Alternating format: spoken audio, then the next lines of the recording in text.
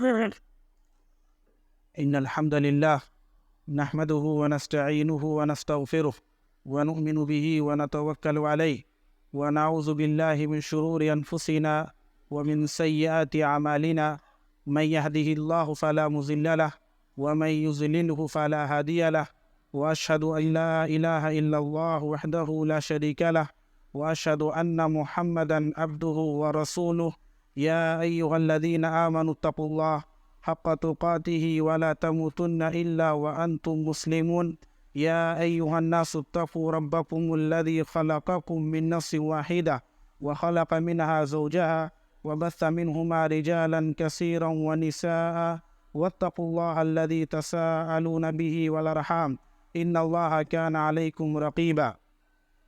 يا أيها الذين آمنوا اتقوا الله وقولوا قولا سديدا يصلح لكم أعمالكم ويغفر لكم ذنوبكم ومن يطع الله ورسوله فقد فاز فوزا عظيما أما بعد فإن خير الحديث كتاب الله وخير الهدي هدي محمد صلى الله عليه وسلم وشر الأمور محدثاتها وكل محدثة بدعة وكل بدعة ضلالة وكل ضلالة في النار أعوذ بالله من الشيطان الرجيم بسم الله الرحمن الرحيم قاف والقرآن المجيد بل عجبوا أن جاءهم منذر منهم فقال الكافرون هذا شيء عجيب أإذا متنا وكنا ترابا ذلك رجل بعيد قد علمنا ما تنقص الأرض منهم وعندنا كتاب حفيظ بل كذبوا بالحق لما جاءهم فهم في أمر مريج أفلم ينظروا إلى السماء فوقهم كيف بنيناها وزيناها وما لها من فروج والأرض مددناها وألقينا فيها رواسي وأنبتنا فيها من كل زوج بهيج تبصرة وذكرى لكل عبد منيب ونزلنا من السماء ماء مباركا فأنبتنا به جنات وحب الحصيد والنخل باسقات لها طلع نضيد رزقا للعباد وأحيينا به بلدة ميتا كذلك الخروج قال الله تبارك وتعالى والعصر إن الإنسان لفي خسر إلا الذين آمنوا وعملوا الصالحات وتواصوا بالحق وتواصوا بالصبر. تمام قسم کی تعریف و توصیف، کبریائی و بڑائی، حمد و ثنا اس وحدہ لا شریک کے لیے ہے جس نے ہم تمام لوگوں کو پیدا فرمایا اور جو اکیلے اور تنہا پوری کائنات کا خالق و مالک ہے، اور جس نے ہماری ہدایت کے لیے وقتاً فوقتاً اس دنیا میں نبی اور رسولوں کو بھیجتا رہا، جس کی آخری کڑی جناب محمد رسول اللہ صلی اللہ علیہ وسلم۔ خطبہ مسنونہ کے بعد میں نے آپ کے سامنے سورۃ العصر پوری پڑھی ہے۔ سب سے پہلے ہم تمام لوگوں کو یہ چاہیے کہ ہم اس سورہ کی مختصر وضاحت، مختصر معنی اور مفہوم کو سمجھ لیں۔ اللہ رب العالمین نے اس بات کو بیان فرمایا والعصر، قسم ہے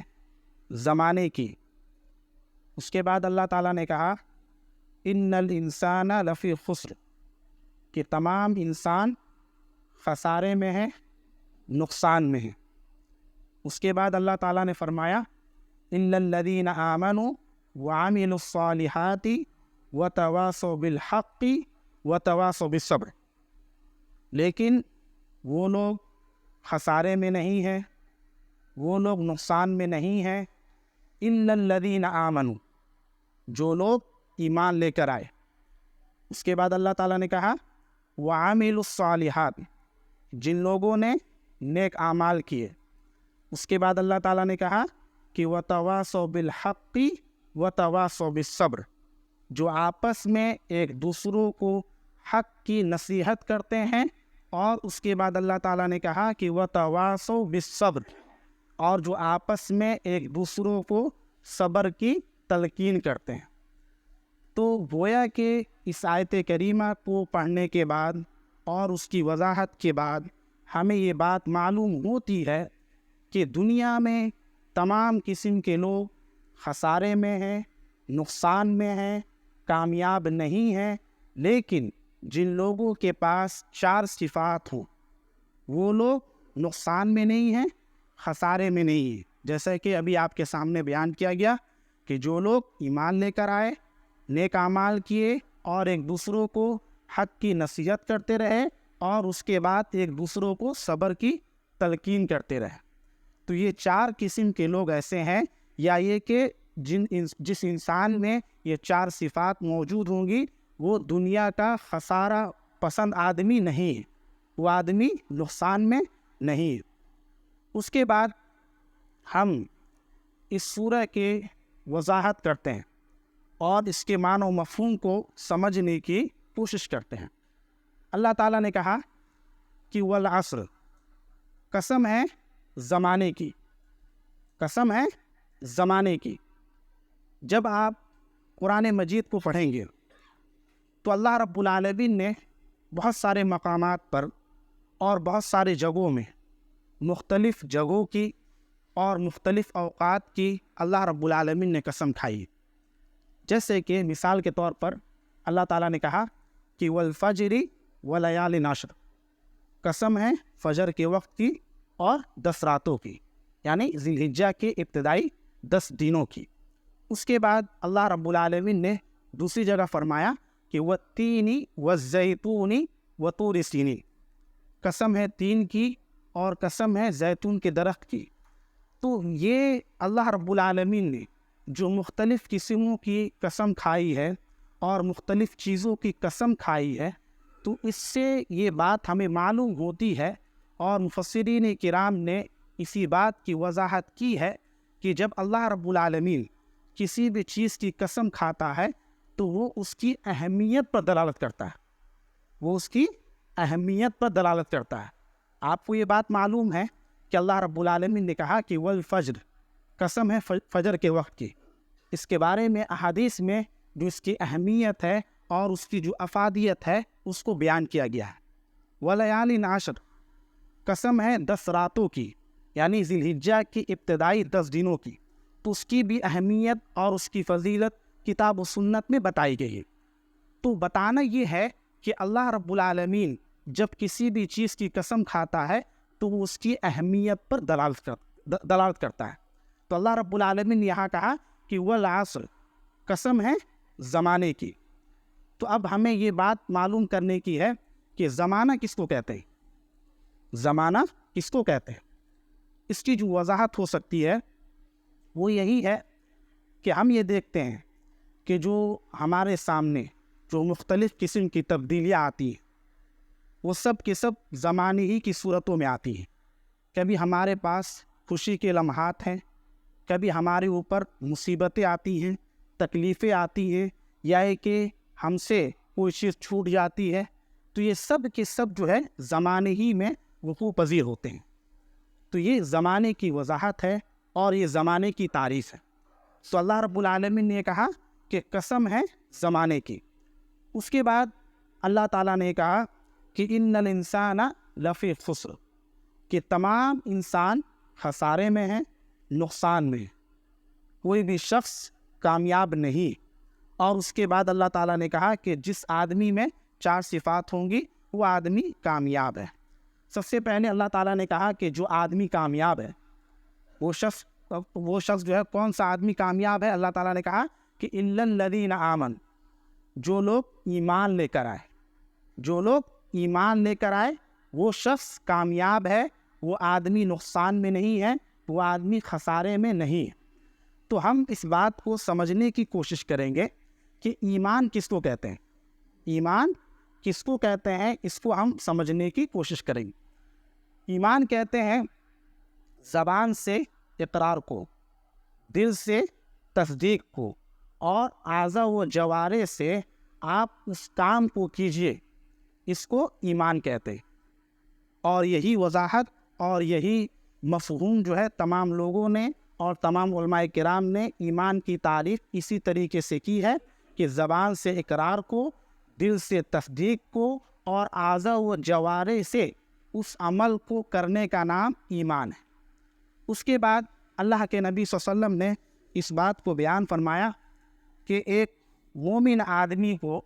ایمان کن کن باتوں پر لے کر آنا ہے۔ اس کے متعلق مشہور حدیث ہے، اللہ کے نبی صلی اللہ علیہ وسلم نے اس بات کو بیان فرمایا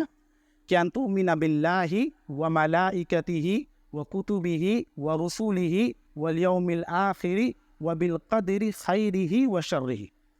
کہ آپ کو اللہ رب العالمین پر ایمان لے کر آنا ہے، اس کے رسولوں پر ایمان لے کر آنا ہے، اس کی کتابوں پر ایمان لے کر آنا ہے، اور قیامت کے دن پر آپ کا ایمان ہونا چاہیے، اور ہر طرح کی تقدیر پر، چاہے وہ خیر ہو اور شر ہو، اس پر آپ کو ایمان لے کر آنا ہے۔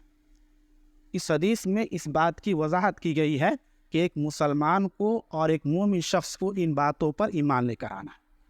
سب سے پہلے اس حدیث میں جو ٹکڑا ہے وہ یہ ہے کہ ان تؤمن باللہ، کہ آپ کو اللہ رب العالمین پر ایمان لے کر آنا ہے۔ اللہ تعالیٰ پر ایمان لانے کا مطلب کیا ہے، اس کا مفہوم کیا ہے؟ اس کے متعلق جو شارحین نے جس بات کو ذکر کیا ہے وہ یہی ہے کہ ایک مسلمان کا اللہ رب العالمین پر اس طریقے سے ایمان ہونا چاہیے کہ اللہ رب العالمین کو ہم اکیلا جانیں۔ کس چیز میں؟ کہ اللہ رب العالمین نے پوری کائنات کو اکیلا پیدا فرمایا، اور اللہ رب العالمین ہی ہمارا رب ہے، اور وہی تمام چیزوں کو پال رہا ہے، اور وہی تمام چیزوں کا خالق ہے۔ تو ان دونوں صفات میں ہمیں اللہ رب العالمین کو ایک جاننا ہے، اور اسی طریقے سے اللہ رب العالمین پر ایمان لے کر آنا ہے۔ اور اس کے بعد اللہ رب العالمین پر ایمان لانے کا مطلب یہ بھی ہے کہ اللہ رب العالمین کے جو اسماء، جو صفات کتاب و سنت میں بیان کیے گئے ہیں، اور جس طریقے سے ہمارے اسلاف کرام نے ان اسماء و صفات کی توضیح کی ہے، ہمیں اسی طریقے سے اس کو ماننا ہے، اس میں تعویل نہیں کرنی ہے۔ اور جس طریقے سے اللہ رب العالمین کے اسماء و صفات کو کتاب و سنت میں بیان کیا گیا ہے، اس کو من و عن تسلیم کر لینا ہے۔ اور اللہ کے نبی صلی اللہ علیہ وسلم نے اس بات کو بیان فرمایا کہ اللہ رب العالمین کے 99 نام ہیں، من احصاہا دخل الجنہ، جو آدمی اس کو یاد کر لیتا ہے اللہ رب العالمین اس کو جنت میں داخل کرتے ہیں۔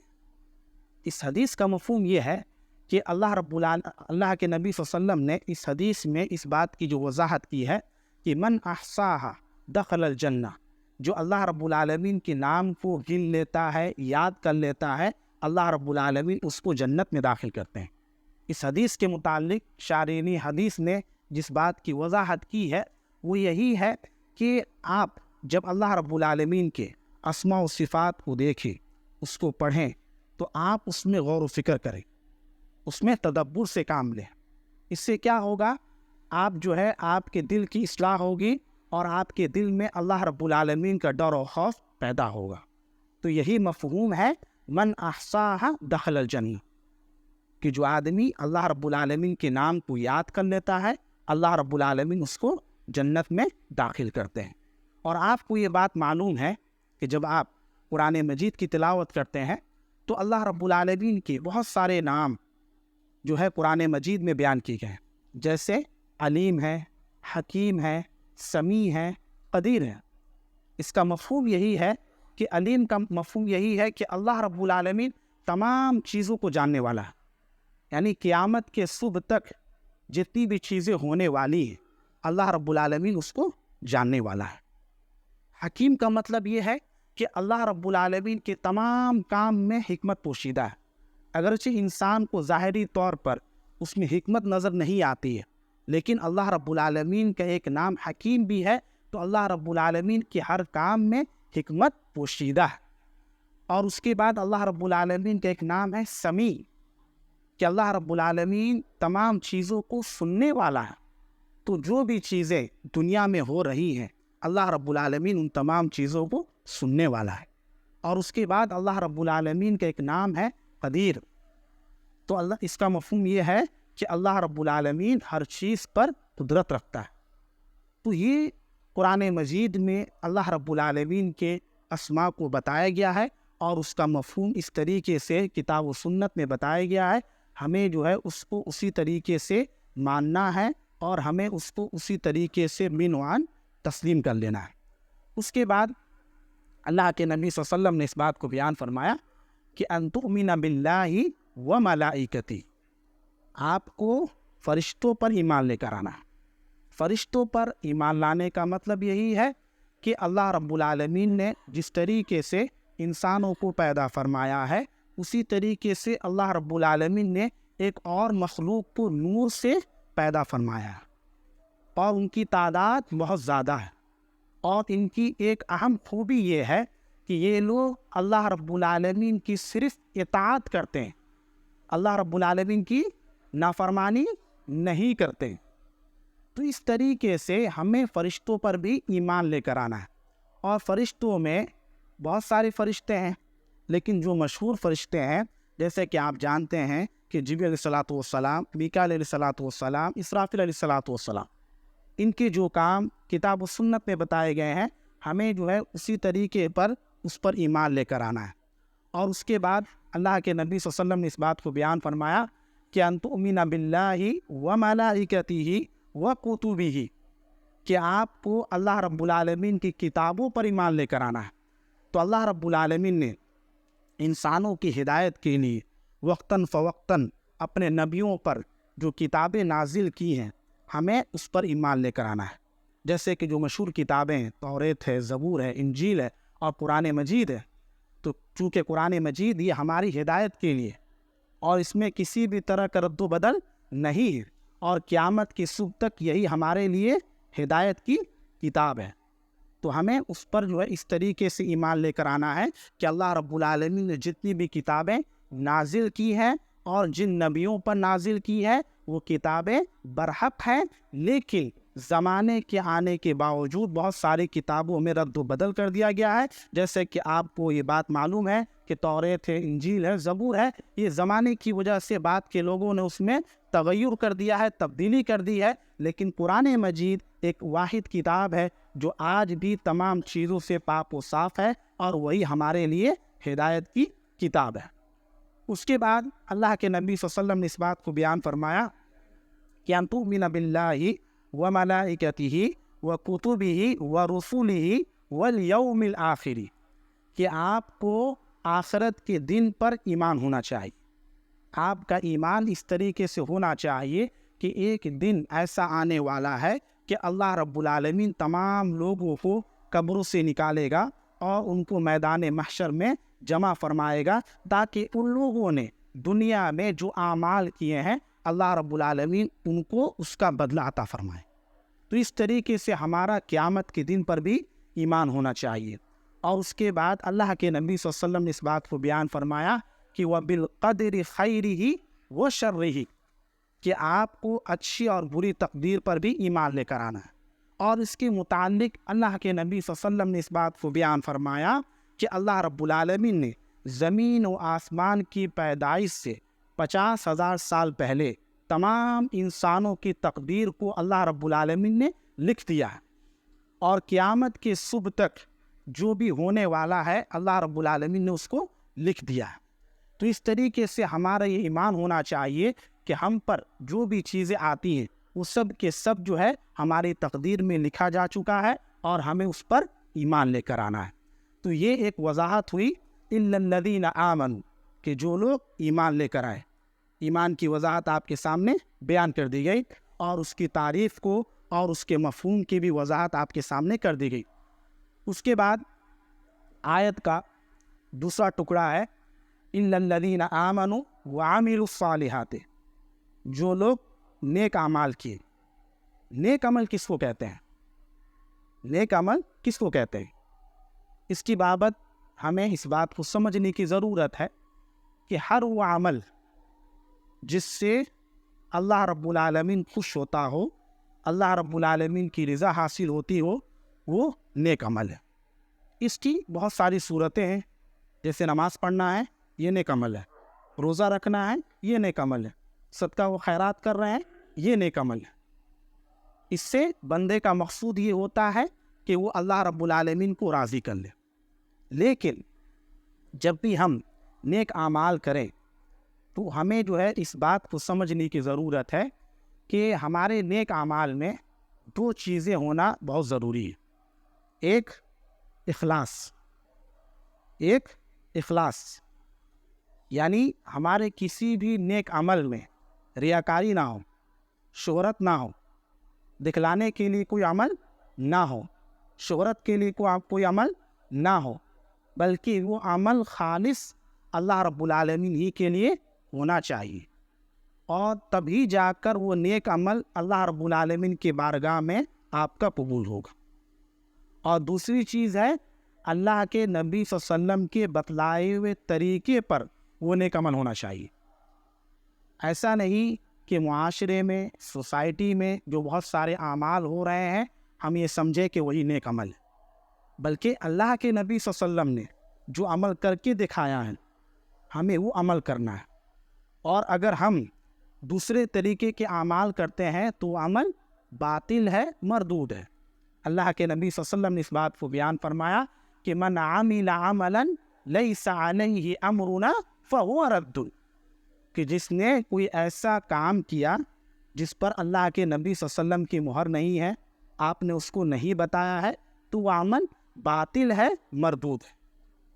تو یہ نیک عمل کی وضاحت ہوئی کہ الا الذین آمنوا وعملوا الصالحات. اس کے بعد اللہ تعالیٰ نے کہا کہ وتواصوا بالحق، جو آپس میں ایک دوسروں کو حق کی نصیحت کرتے ہیں، جو آپس میں ایک دوسروں کو حق کی نصیحت کرتے ہیں. یہ تیسری صفت ہے کہ جو آدمی اس دنیا میں کامیاب ہے، خسارے میں نہیں ہے، نقصان میں نہیں ہے، وہی لوگ ہیں جو آپس میں ایک دوسروں کو حق کی وصیت کرتے ہیں. اس کا مفہوم یہ ہے کہ ایک آدمی پر جو چیزیں واجب ہیں، ضروری ہے، ایک مسلمان ہونے کی حیثیت سے اس کو جو کام کرنا ہے اس کو کرنا ضروری ہے. اگر وہ اس عمل میں کوتاہی کرتا ہے، سستی کرتا ہے، غفلت کرتا ہے، تو وہ شخص جو اس چیز کی اہمیت کو جانتا ہے، اس کی فضیلت کو جانتا ہے، وہ شخص اس کو نصیحت کرے. جیسے کہ ایک مسلمان سے یہ مطلوب ہے کہ اس کو نماز پڑھنا ہے، روزہ رکھنا ہے، اللہ رب العالمین کی عبادت کرنی ہے. اگر کوئی شخص ان کاموں میں غفلت برتتا ہے تو ہمیں ایسے شخص کو نصیحت کرنی ہے، اور اس کو یہ بتانا ہے کہ نماز کی اہمیت یہ ہے، روزے کی فضیلت یہ ہے. تو یہ مفہوم ہے وَتَوَاصَوْا بِالْحَقِّ، جو آپس میں ایک دوسروں کو حق کی نصیحت کرتے ہیں. اور اس کا ایک مفہوم یہ بھی ہے کہ جو لوگ حرام کاموں کا ارتکاب کرتے ہیں، اللہ اس کے رسول کی نافرمانی کرتے ہیں، تو آپ ایسے لوگوں کو یہ کہیے اور یہ بتائیے کہ اس کی یہ وعید ہے، اللہ رب العالمین نے اس برے کام کے لیے یہ عذاب تیار کر رکھا ہے. تو اس طریقے سے وَتَوَاصَوْا بِالْحَقِّ، جو آپس میں ایک دوسروں کو حق کی نصیحت کرتے ہیں. یہ تیسری صفت ہے، جیسا کہ بتایا گیا کہ وہ لوگ کامیاب ہیں، وہ لوگ خسارے میں نہیں ہے جو آپس میں ایک دوسروں کو حق کی نصیحت کرتے ہیں. اور آخری صفت ہے وَتَوَاصَوْا بِالصَّبْرِ، جو آپس میں ایک دوسروں کو صبر کی تلقین کرتے ہیں. اکثر ہم لوگ صبر کا جب لفظ آتا ہے تو ہم یہ سمجھتے ہیں اور یہ سوچتے ہیں کہ اگر ہمارے اوپر مصیبت آئے تبھی ہم صبر کریں. یہ مفہوم نہیں ہے. یہ مفہوم ہے، لیکن اس کے مفہوم کو ذرا جو ہے وسیع پیمانے میں سمجھنے کی ضرورت ہے. مفسرین کرام نے اس کی جو وضاحت کی ہے وہ یہی ہے کہ سب سے پہلے جو صبر ہے، صبر کا مفہوم یہ ہوتا ہے کہ اپنے آپ کو روکے رکھنا. سب سے پہلی بات الصبر علی طاعت اللہ، دوسری بات الصبر علی محارم اللہ، اور تیسری چیز الصبر علی اقدار اللہ. میں ہر ایک چیز کی وضاحت آپ کے سامنے کروں گا. الصبر علی طاعت اللہ، اس کا مفہوم یہ ہے کہ ہمیں نماز پڑھنا ہے، روزے رکھنے ہیں، نیک اعمال کرنا ہے، لیکن بسا اوقات انسان کا نفس یہ کہتا ہے اور انسان کا دل یہ کہتا ہے کہ ہمیں یہ کام نہیں کرنا ہے. انسان اس پر سستی کرتا ہے، غفلت برتتا ہے، اس کی اہمیت اس کے ذہن سے ختم ہو جاتی ہے، اور نفس یہ کہتا ہے کہ ہمیں نماز نہیں پڑھنا، نماز کے اوقات میں ہمیں باہر چلے جانا۔ تو یہاں پر اپنے نفس کو روک کر اللہ رب العالمین کی اطاعت کرنی ہے، اور اللہ کے نبی صلی اللہ علیہ وسلم نے ہمیں جو بتایا ہے اس پر ہمیں عمل کرنا ہے۔ تو یہ الصبر علی طاعت اللہ کا مفہوم ہے۔ اور اس کے بعد یہ بات بیان کی گئی کہ الصبر علی محارم اللہ، کہ انسان کو صبر کرنا ہے، اپنے نفس کو روکے رکھنا ہے اللہ رب العالمین نے جو باتیں حرام قرار دیے۔ جیسے اللہ رب العالمین نے یہ کہا ہے کہ آپ اپنی زندگی میں اللہ اس کے رسول کی نافرمانی مت کیجیے۔ اگر آپ نماز چھوڑتے ہیں، روزہ نہیں رکھتے ہیں، تو ایسی صورت میں آپ اللہ رب العالمین کی نافرمانی کرتے ہیں۔ اور نفس تو یہ چاہتا ہے کہ آپ یہ نیک اعمال نہ کریں، اور بہت سارے لوگ کو آپ یہ دیکھیں گے کہ وہ لوگ نفسانی خواہشات کے پیچھے پڑ کر جو ہے غلط کام کرتے ہیں۔ تو یہاں پر بھی اپنے نفس کو روک کر اللہ رب العالمین کی اطاعت کرنی ہے، اور اللہ رب العالمین نے جو حرام کام، جو اللہ تعالیٰ نے جو حرام کام کو بتایا ہے، ہمیں جو ہے اس سے ہمیں بچنے کی ضرورت ہے۔ اور آخری چیز یہ ہے کہ الصبر علی اقدار اللہ، کہ انسان پر جو بھی مصیبتیں آتی ہیں، جو بھی تکالیف آتی ہے، اس کو یہ ماننا ہے کہ یہ سب کے سب اللہ رب العالمین کی تقدیر میں لکھا ہوا ہے، اور یہ انسان کے ساتھ ہونا ہے۔ اور اس کے متعلق قرآن مجید کی جو واضح آیت ہے، ہمیں اس کو سمجھنے کی ضرورت ہے۔ اللہ تعالیٰ نے کہا کہ الذین اذا اصابتهم مصیبہ قالوا انا للہ وانا الیہ راجعون، کہ جب آپ پر مصیبت آئے، تکلیف آئے، تو آپ کو اپنی زبان سے یہی کہنا ہے کہ یہ سب کے سب اللہ رب العالمین کے لیے ہے، اور ہمیں اللہ رب العالمین کی طرف لوٹ کر جانا ہے۔ تو یہ مفہوم ہے الصبر علی اقدار اللہ۔ نفس تو یہ چاہتا ہے کہ ہم روئیں، اور یہ کہ جو ہے نوحہ اور ماتم کریں اور واویلا کریں، جبکہ اللہ کے نبی صلی اللہ علیہ وسلم نے اس بات کو بیان فرمایا کہ لیس منا من لطم الخدود وشق الجیوب ودعا بدعوى الجاہلیہ، کہ وہ آدمی ہم میں سے نہیں ہے جو اپنے گال پر تماچا مارتا ہے، جو اپنے گریبان کو چاک کرتا ہے، اور یہ کہ جاہلیت کی پکارتا ہے۔ تو اسی لیے آپ یہ دیکھیں گے کہ بہت سارے لوگ جب ان پر مصیبتیں آتی ہیں، تکالیف آتی ہیں، تو ایسی صورت میں وہ لوگ نوحہ اور ماتم کرتے ہیں، ان کا صبر کا پیمانہ ختم ہو جاتا ہے۔ تو ہونا تو یہ چاہیے تھا، جیسا کہ ابھی آپ کے سامنے بیان کیا گیا کہ الذین اذا اصابتهم مصیبہ قالوا انا للہ وانا الیہ راجعون،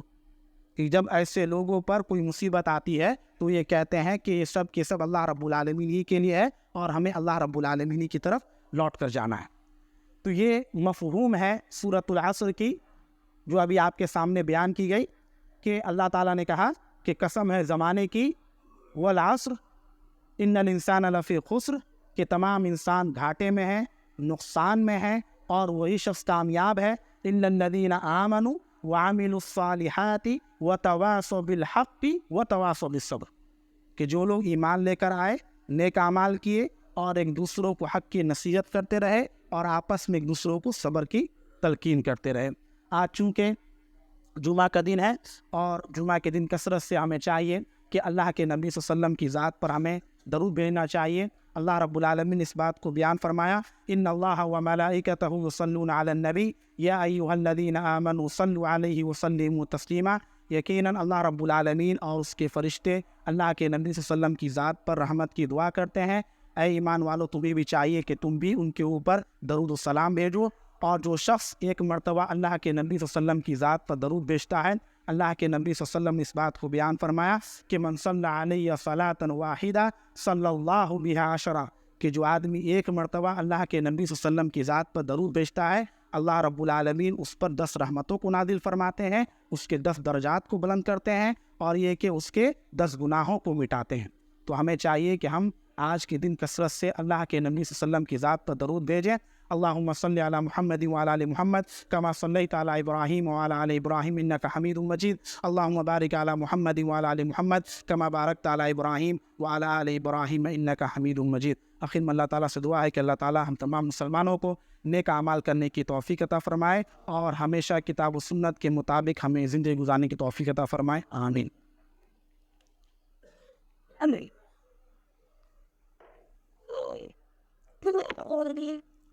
إن الحمد لله نحمده ونستعينه ونستغفره ونؤمن به ونتوكل عليه ونعوذ بالله من شرور أنفسنا ومن سيئات أعمالنا، من يهده الله فلا مضل له ومن يضلله فلا هادي له، وأشهد أن لا إله إلا الله وحده لا شريك له، وأشهد أن محمدا عبده ورسوله. أما بعد، فإن خير الحديث كتاب الله، وخير الهدي هدي محمد صلى الله عليه وسلم، وشر الأمور محدثاتها، وكل محدثة بدعة، وكل بدعة ضلالة، وكل ضلالة في النار. عباد الله رحمكم الله، إن الله يأمر بالعدل والإحسان وإيتاء ذي القربى وينهى عن الفحشاء والمنكر والبغي يعظكم لعلكم تذكرون.